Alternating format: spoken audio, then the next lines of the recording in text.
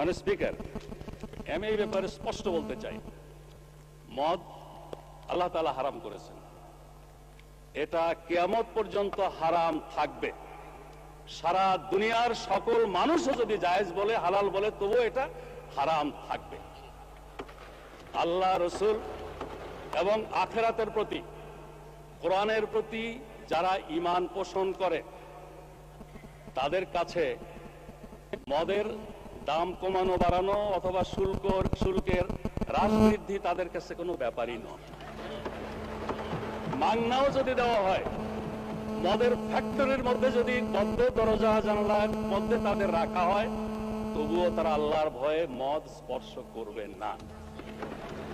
মানে স্পিকার, আমি তাদের উদ্দেশ্যে বলতে চাই, তারা যদি সত্যি এটা নিয়ে রাজনীতি না করতে চান, আন্তরিকভাবে মদ বন্ধ হোক এটা চান, তাহলে মদ বন্ধ তো ইসলামী অনুশাসন পুরোপুরি চালু ছাড়া হতে পারে না।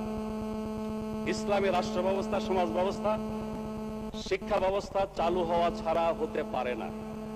অথচ ওনারা তো ইসলামী অনুশাসন কায়েমের আন্দোলনকে বলেন মৌলবাদ, বলেন সাম্প্রদায়িকতা, বলেন ধর্মান্ধতা।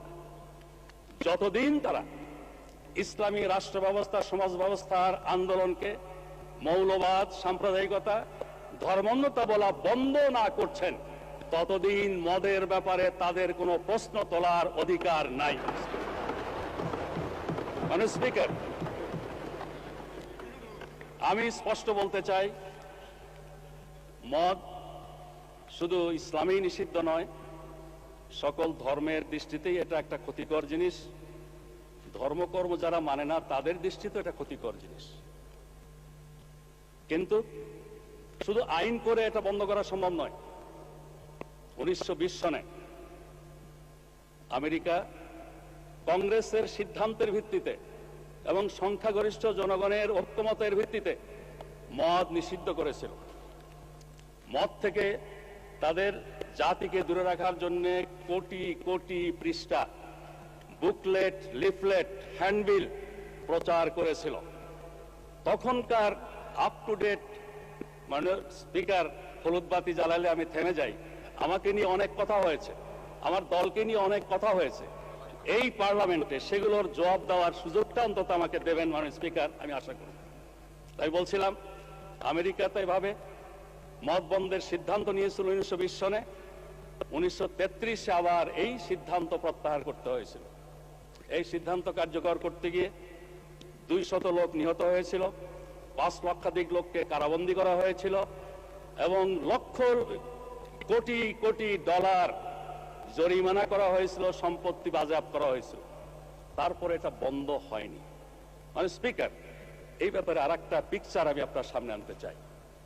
1400 বছর আগে জনাবে মুহাম্মদুর রাসূলুল্লাহ সাল্লাল্লাহু আলাইহি ওয়াসাল্লাম যখন ইসলামের দাওয়াত দিচ্ছিলেন, সেই যুগটাকে বলা হয় আইয়ামে জাহিলিয়া। তখনকার দিনে মানুষের মদের আসক্তি আরো অনেক বেশি ছিল। আরবি ভাষায় দেখেছি মদের নাম 200-এরও বেশি। তাদের কাব্য সাহিত্যে মদের বন্দনায় ভরপুর। সেখানে বাড়িতে বাড়িতে মদের মটকি ছিল। আমেরিকার মতো এরকম প্রচার মিডিয়া ছিল না মোটিভেশনের জন্য।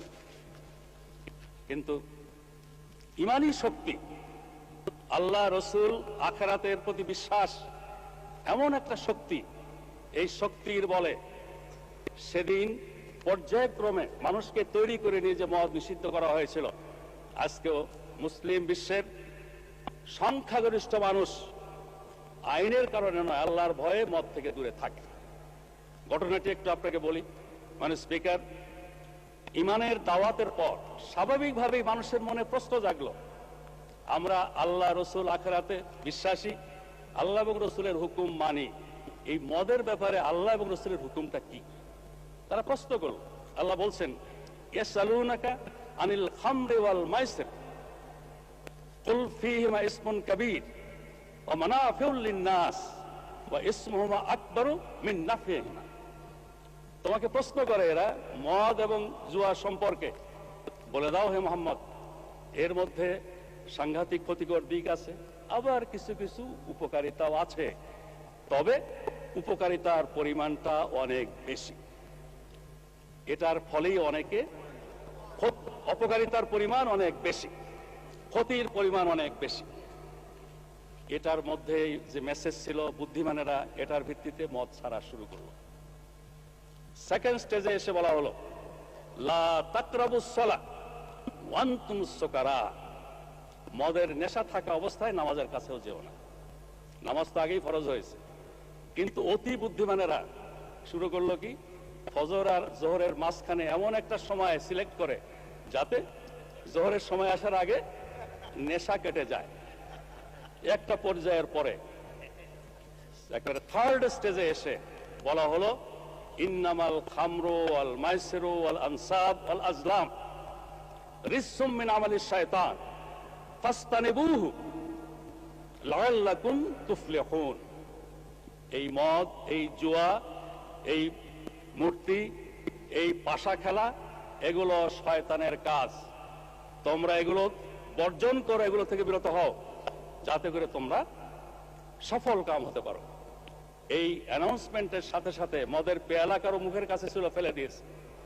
কেউ খাওয়ার পরে মুখে আঙুল দিয়ে বমি করে দিয়েছে।